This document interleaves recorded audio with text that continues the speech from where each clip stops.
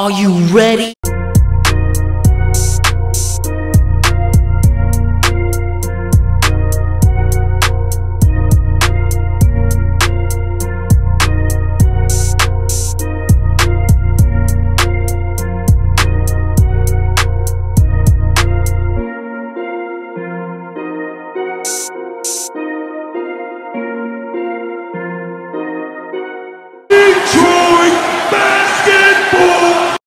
Hey peeps, how's it going? Just got home.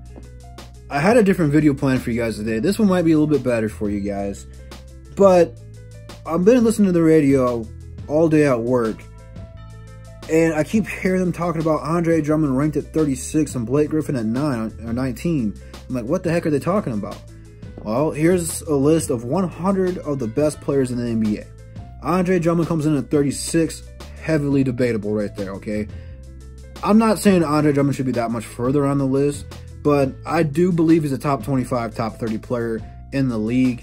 But the one that surprises me the most is Blake Griffin in at 19. Okay, so Drummond's in there at 36, Blake's in there at 19. They have LaMarcus Aldridge, Al Horford. I'm going to put it up there so you guys can see. But all those players right there, not even close to being on Blake Griffin's level. The closest one is probably LA, okay? And even him, he can't compete with Blake Griffin, okay? Now, I'm not being biased, okay? Blake Griffin shouldn't be number one, but Blake Griffin is a top, in the top 15. And there's no debating that.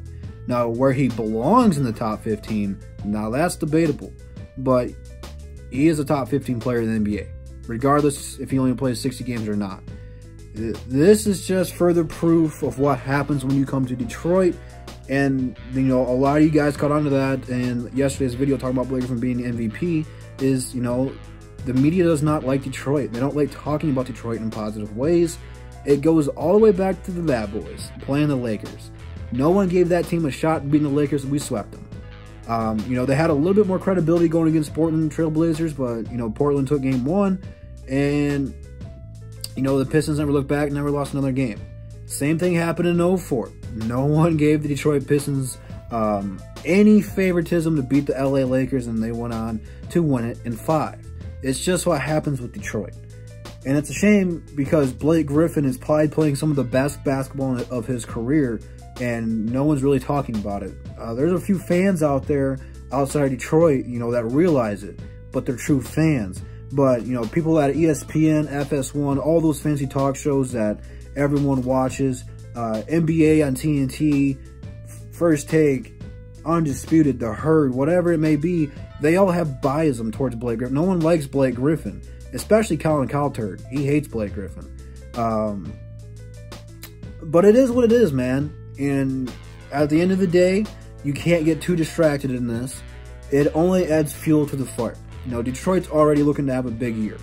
It's been positive from what people from inside the training camp and people who actually watch this team have been reporting, which, you got to take that with a grain of salt because that's their job. Those are their teams.